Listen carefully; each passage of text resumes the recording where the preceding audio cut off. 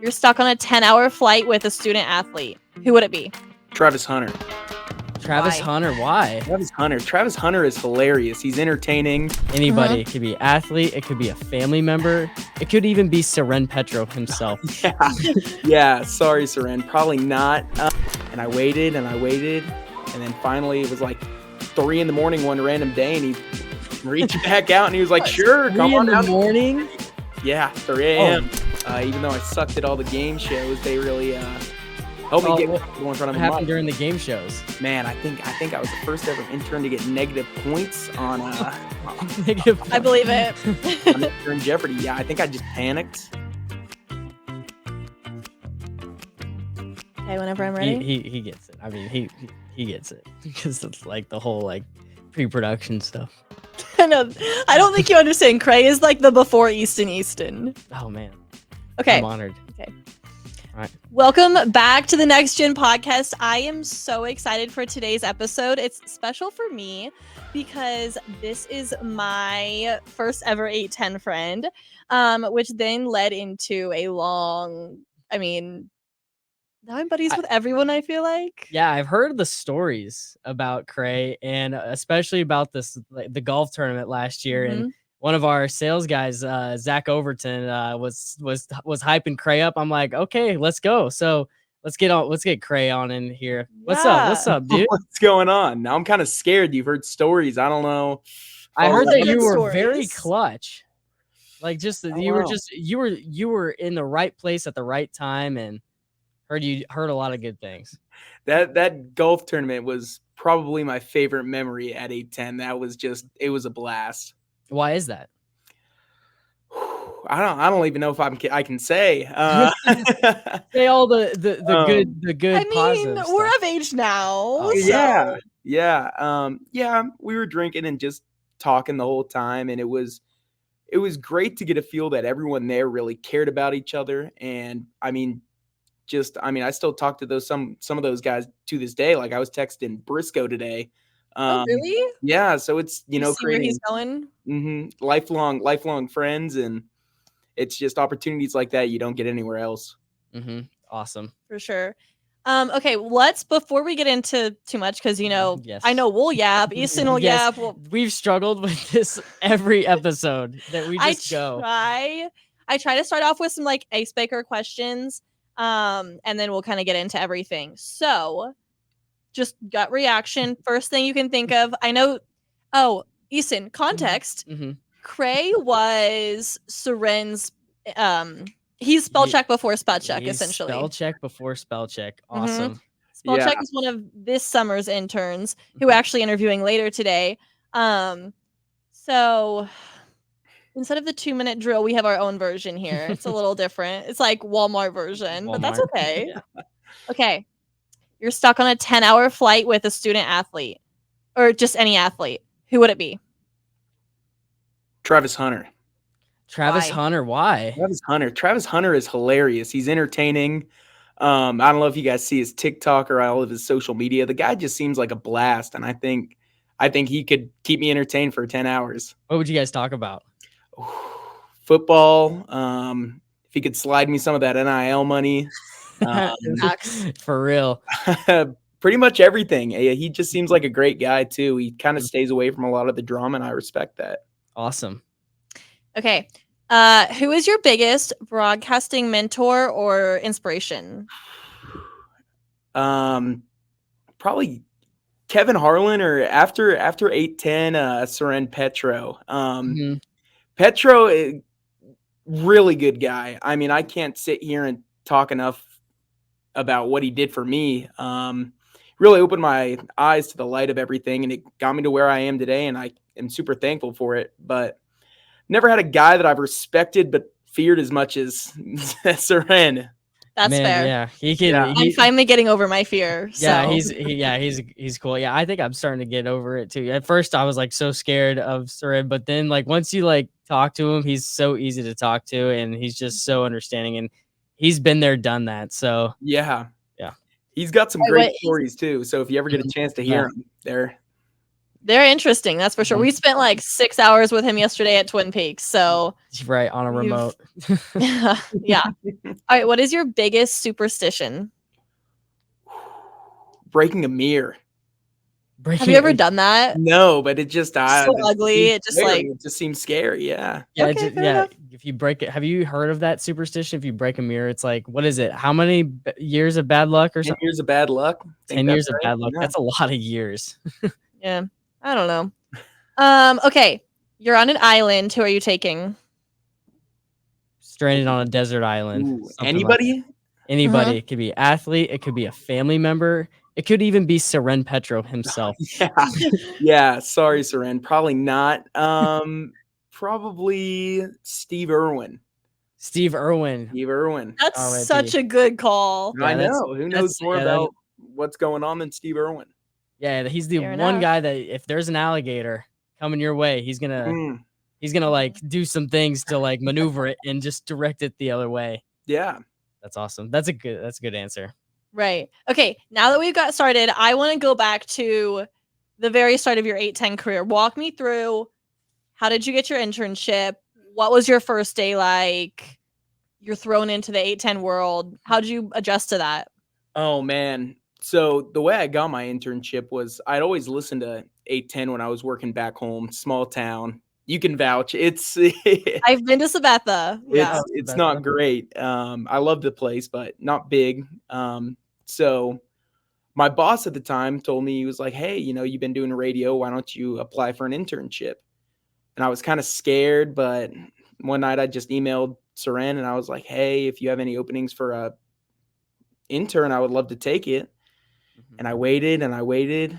And then finally it was like 3 a.m. one random day and he reached back out and he was like, "Sure, come on in the down." morning. Yeah, 3 a.m. Yeah, that's prime time. That's prime time Seren hour right there. Yeah. So, oh man, the first day I walked in that door, man, what was it like? I remember I came in, we all went and got lunch, and I was asked about what's going on in the sports world that they could talk about. And I'm pretty sure it was Kyle Isbell had just gotten married that day. And I was said, "Oh, hey, what about this story?" And man, immediately I got shut down. Immediately. Sounds I very was like, Seren. "Oh, come on. That's it? That's not a story. You can do better than that." And I panicked. Mhm. Freaking out in the middle of a Schlotzsky's. I was terrified. But ever since then, I mean, again, I can't say enough good things. They coached me up. They got me on air. Even though I sucked at all the game shows, they really helped me get comfortable in front of What a happened mic. during the game shows? Man, I think I was the first ever intern to get negative points on Negative. I believe it. on Intern Jeopardy. Yeah, I think I just panicked. Yeah, I mean, it's a lot of pressure. Yeah, it You is. put on the spot. You want to look at Google, but you can't. I mean, that's the integrity of the show right there. Yeah, exactly. And trust me, I got a lot of crap for it. My favorite story about 810 was I got the nickname Happy Ending. I thought you weren't gonna bring it up. I was like debating, is he gonna let me bring it up? Yeah, and it was so funny, whatever. I go home and I stop at my grandparents' house. And my grandma was like, "How are you doing, Happy Ending?" And I was like, "Whoa, whoa. Grandma, what's going on? No, we're not doing that." Hey, at least she supports. That's good. Man, it's not over yet though. That's the problem is I'm still getting called it. And Oh my! Can you explain to anyone who doesn't understand the sports reference behind Happy Ending? Yeah, a huge Patriots fan. A bunch of my family is from back up east, so born and raised. And of course, I got stuck with Happy Ending. Yeah, it's because of the Patriots. It's not because of you. It's the Patriots. Yes. Wanted to specify that. Yeah, exactly. I was like, I'm gonna save you on this one. I think we've been doing a lot of interviews with like our more recent interns and doing all of their nicknames, and it's like fun for us because I'm like, I had part in getting to name you. I don't think I ever got an intern nickname. I think you might be the only one that didn't. What would be So awkward. What would be Alex's nickname if you had to give her an intern nickname? I don't know. That's the thing. That's tough. You're putting me on the spot with this one. Yeah, I literally can't even think of one either. I'm gonna think of one by the end of this episode. Oh gosh. Okay. Mark it down. And you pretty much instantly got paired up with another intern, Ethan, to work on Serin's show. What was your day-to-day like? Because, I mean, obviously you know this. Ethan wasn't here for when I interned. I did more like the management style stuff. And we ended up working together pretty closely by the end of the summer. And it was so funny that I was like, you guys were in your own world and I'll be over here doing my own thing. So give us a day-to-day, what you did to help Serin out pretty much.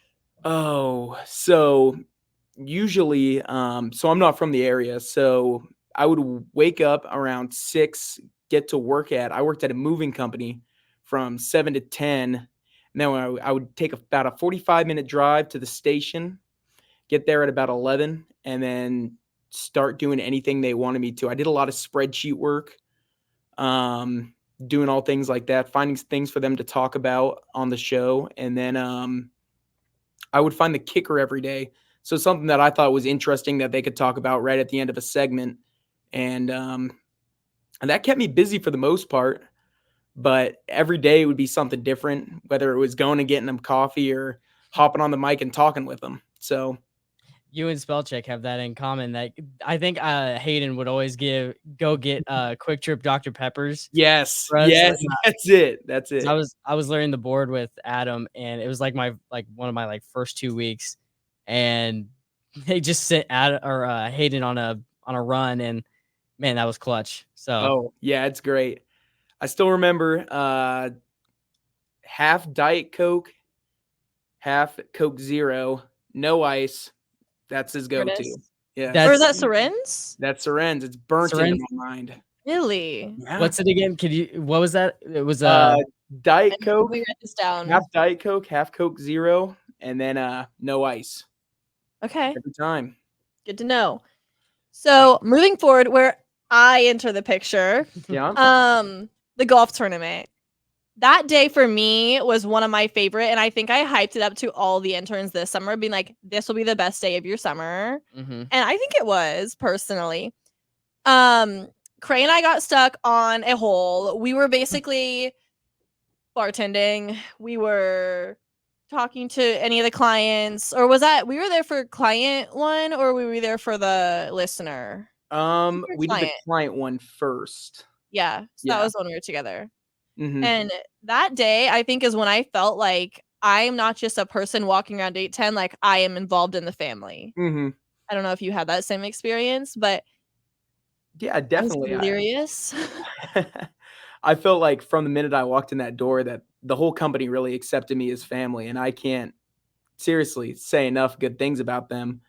That golf tournament, though, it's really funny because me and you got paired up together, and Ethan, on this hole, and the first 5 minutes were completely awkward. I remember how awkward it was. So awkward. And then you just pipe up and you're like, hey, do you guys want to do shots? And I was like, oh my God, I thought she'd never ask. And then it was just my reputation on this show is so bad. That's crazy. I feel like every episode it's like Alex was out partying again. Oh my gosh. That doesn't surprise me. Shocker. I have her intern name. Intern party animal. That's it. The intern party animal. That's it. Right there. Told you I'd get it in. But it's just like that's the thing about 810 is like it's just they'll make you feel invited and they'll make you feel welcome. Yeah. So I kind of want to go into like what are you doing sort of like now? Like now that you've done your internship, you've found another small town. Yeah, like what are you doing right now? Because I have no idea and I want to hear about it. So I'm actually in Dodge City, Kansas, if you know where that's at. Nope. Very, very western Kansas. Working for a company called Kansas Broadcasting. The owner, Kyle Bowers, a guy out of Clay Center, really great guy. But I'm doing sports and a little bit of news here and there. And, I'm only 2 months into it, but so far I love it. I can't say enough good things about the company and really excited to continue this. What's the college team down in Dodge City? What is it called? The Conquistadors. Conquistadors, right. Yeah. And I had two people from my high school go and play college ball there. Trent Trammell and I believe Joseph Daniff, those Are two. they still there? Maybe, I have no idea, but they said that, it looks like a pretty good college to go to play baseball in. Do you sort of work with them a lot? It depends. It's something I would like to do a lot more than we have, but right now I'm doing a lot of covering KU and K State. Got the opportunity to be sideline at the first K State game and go to the press conference, so that was awesome. Um, and then a lot of high school, along with Chiefs coverage. So I'm doing a little bit of everything right now.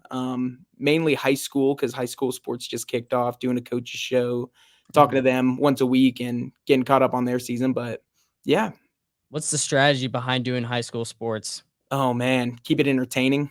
Mhm. Fair enough. How do you do that? Uh, I've talked to a lot of kids and a lot of coaches, and I like to ask them things they've never been asked before. I think Okay. that's my main Give us an goal. example. Oh man, so I interviewed a kid the other day out of Hodgman County, who had 4 defensive touchdowns in one game. Holy cow. Um, and the first question I asked him was it luck or skill, and he kind of froze and he goes, "What?" I was like, "Was it luck or skill?" It's like, "Well, yeah, it was luck. It was luck." And I was like, "Okay." And then we Yeah. laughed about it, and I he mean, told 4 me, defensive touchdowns, that's unheard of. That's crazy. yeah, 2 pick Makes it fun sixes though. and 2 fumble recoveries. Mhm. Yeah. So, like, how do go back on it, how do you keep it entertaining? How do you, because I mean, high school sports is it's so fun to cover, I feel like, Mhm. and rarely anybody covers it, and I would like to know, like, what is your strat behind it? Oh, just constantly staying involved, any way you can with stats or events or even going to practice and watching them. Those kids love being in front of the camera more than I think any of us do. So I think getting them coverage, and especially a lot of the smaller surrounding schools, anytime you can shed light to their program and their name, they love it. So yeah. Awesome. Awesome. Alex, you have anything? I really wanted to talk about the intern show. Like every step of that, because this year, I mean, it was Michael and Pamela aren't here anymore that helped us with our intern Mhm. show. I actually got to see Michael last week, which was really good to see her and catch up with all that. But it was very um the same and different. I guess we did again 2 groups of interns, said try to run a show. One of the shows like was doing really well, like some people we know, and then one of them was really struggling just with like scheduling, which fair enough. I know like scheduling was Mhm. still for me the hardest thing to figure out, like literally figuring out schedules of who can come on the show. Um You and me and Ethan pretty much knew we instantly wanted to work together. And we Mhm. originally had a 4th. It might have been Killian or someone. But from your perspective, what did that planning process look like? What did the getting the guests look like? What was your role pretty much? Um Well, to this day, I think that's the hardest thing I find in radio is really that scheduling and getting people on. And so that's something I've always struggled with. So I kind of left that up to you for a majority of the time. Mhm. But I think we all worked together really well on figuring out what we were going to talk about, who we were going to talk about. And then I think our conversations worked very well. Like there are sometimes, you bring people on a show and they just can't seem to bounce off of each other well. And I think that was the best part of our show is just how well we communicated as a group. That's kinda like the same how we're doing it right now. I'm relying on Alex to get all the guests. I'm like, "Alex, you know Literally. way more people than I do. You're gonna have to we have to work together." And then I'll just, like, I'll edit, I'll get the video and and get that all ready to go. Cray, I just replaced you essentially. Oh, I No, mean, that's fine. it He seems like a great guy too. That's You moved away. I had to. well, trying. I had to. Everyone keeps leaving me.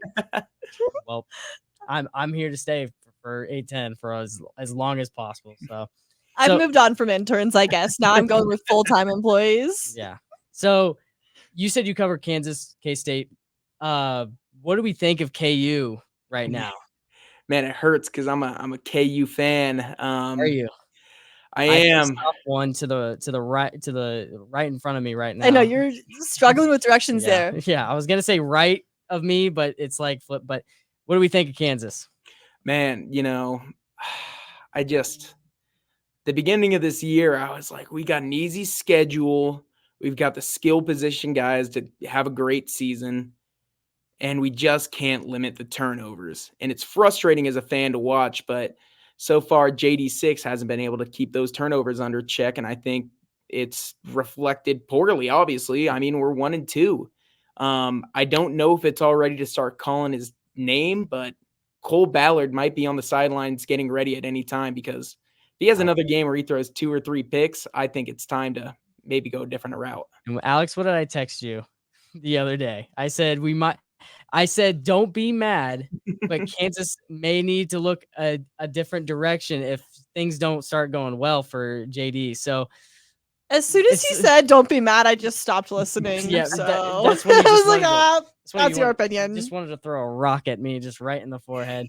But so KU, do you think do you see them turning it around once like conference play starts?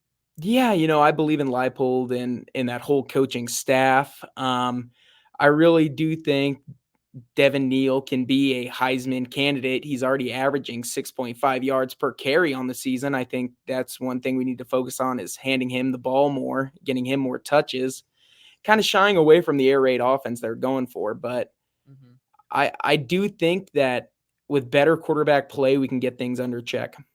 Yeah, I mean, I feel like they need to run. I mean, they ran the ball 24 times against Illinois, 20 something times, and I'm like, dang, like, how many times do you think you gotta run the ball before to win the game? Before you figure out it's not More. working. Right. More. I want them to run it more. You want him running the ball 30 times? That'd be wild. I mean, we got Neal and Highshaw. Yeah, we do, but it's not working. Do something else. The rushing attack is working a lot better than the air raid. Yeah, because I mean, JD. I mean, it looks like I was talking about this on Chance Lebo's show. It was like I feel like he's like double, like what's that called? Like thinking doubting himself, or just dang it, I cannot find the word, but it's just second guessing himself. It looks like whenever he's throwing it, he's second guessing it, and I mean, Kansas could have won that game pretty easily against Illinois. Like I mean, it's just turnovers that just kill them, And I agree. And that UNLV game was even worse. I think they should have had that game won easily, but and I'm not going to blame it all on Jalen Daniels, excuse me. But when you haven't played in a year, right, you go into the season as this Heisman candidate and they hyped him up to be all this. It's hard. It really is. And he's facing a lot of pressure. So I think that's only building upon his poor performance so far because it's stressful. And Kansas sports fans, I mean, you've seen it time and time and again. We are a harsh sports environment to live in. Yeah. So, high expectations with basketball. How do you think basketball is going to be this year? Oh, man, I couldn't even tell you. I think we're going to be really good, but every year I say that we get bounced like second or third round of the tournament. I know. I'm not confident, and I've heard a lot of people say like, "Oh, like we're going to be better than we have been the past couple years," and I'm like, I don't like on what? Like, why do you think that? Like, I don't know how I feel about it, and I really wish that I could be more confident, but I'm not. I think I'm still confident. Like, I mean, say that. You guys should be proud that you guys won the conference. I mean, Mizzou at basketball, Lord knows that they have been trying their damn best. But football has been good for Mizzou. That's the only thing. We'll take that. But basketball is going to be we're climbing the mountain, and yeah. So you're a Mizzou fan? Yeah. Man, sorry. I Yeah. really am. Yeah, right? Really right? am. I know it just stabs me right in the heart, it just stabbed me right in the heart. But so you said you went to K-State as well, cover the press conference? Right? Yeah, that was a really cool event. Got to talk to the coach along with some players, and it was really my first official event. And I mean, I sat in the back. I'm not going to lie to you. I was scared to even ask a question, but that's something that'll come with time. And keep in mind, just turned 21 years old. And I mean, I feel really confident going forward in my career. Right. And what's sort of the stuff that, that's led you to like prepare you for these types of moments where you're working at the station, and yeah, so what are some of the like key moments What before? work did you do in college at Right. Cloud County Community College? Oh man. What I know, I'm pulling out all the stops. I know No, the whole story. it's almost like you know me What? pretty well. I don't know. I know. It's like this is our first time meeting or something. So What yeah, year did you do? um, so after freshman year of high school, I decided, yeah, I got too big of a mouth to play football and I'm tired of getting beat up. Why not try the broadcasting thing? So I started doing color for high school games around the area, and that eventually led to me doing play by play. And then as I got to college, I ran my own station at Cloud County and eventually got to start doing a couple of their play by play game opportunities and continued running that station, continued going home and doing play by play. And then right around that time, I ended up at 810. So it was really, really great timing. So basically you pioneered that like sort of that station at Cloud Community College? Is that what you're It saying? it's a college station, so it was there, but I definitely feel like the sports programming we added to it, I mean, Mhm. it's obviously even getting better now, with the new kid they have there running it. I talked to him the other day, but yeah, I mean, I feel like it's just one step at a time, especially if you're only there for 2 years, you can only do so much with it, but I just hope it continues to grow at the rate it's going currently. Right. What advice would you give to any like young broadcaster trying to follow in your footsteps, follow in Soren's footsteps? Oh. Yeah, I would say, reach out as much as you can. Seriously, the worst you're gonna hear is no. Like, why not just take a shot in the dark? Email Pat McAfee. If he responds, that's awesome. Email Mhm. whoever you want, your favorite people. They can get back to you. It's an experience. It's reps, no matter what you're doing. Um, and it'll get you better at your job. Besides, in the broadcasting world, you're gonna hear no a million times, so might as well get it out of the way with. Right. And then get it in practice in as much as you can. Also, the events that you're at, never feel unsafe to go out and talk to somebody. So that's how I got my job is went to the Kansas Broadcasting Association awards show, and they were doing interviews at this one table, and I sat down and I just started talking to this guy for a little bit, and he asked for my number, and he's my boss now. So it's really, really cool how things work. So never Right. feel afraid to kind of throw your name in the ring. It's always who you know. In our last episode, Blake was talking about having to annoy like Todd Lebo and just like constantly reaching out. So would you? Yeah. So I like what you say about just like you're gonna be turned down. It's just you have to stay consistent. Is that what you're saying, basically? Yeah, exactly, exactly. They can say no 10 times before that they realize that you're serious about this and you really want it. And I feel like those are the people that stand out more than those that don't. Awesome. I think that's all we got pretty much. I mean, is there anything else specific you want to add about just your general experiences or Yeah. what you're looking forward to in the future with sports? Yeah. Like Man, what are you doing right now? What are some of the things that stand out right now? Starting to run some social media now too. Yeah. yeah, I had to ask you for advice on that today. I think the experience of kind of doing a little bit of everything. So, doing network trafficking on my job, doing programming, doing sports, doing news, just making me a complete radio personality. And I think that goes a long way and it'll help me wherever I decide to go next. Awesome. What are some of like the socials that people can find you at? Like, Oh yeah. Follow my Instagram at Cray Schilling. And then our station, go ahead and look us up on the internet at swksradio.net. Follow our Facebook pages at 1370KGNO, Super Hits K95, and 96.3 The Marshall. awesome. I'm gonna put those in the description. So if anybody wants to get a hold of you or get involved with it, it sounds like you're having a lot of fun. Get a lot of great opportunities. It seems like 'cause Yeah. you're staying active within the community, and it looks like you guys aren't stopping. So, Cray, thank you so much for joining us, dude. We appreciate it. Yeah, no problem. Thank you for having me. All right, guys, thank you so much for tuning in. That is all we have with Cray. Like he said, follow Cray Schilling on Instagram, and we will catch you next week.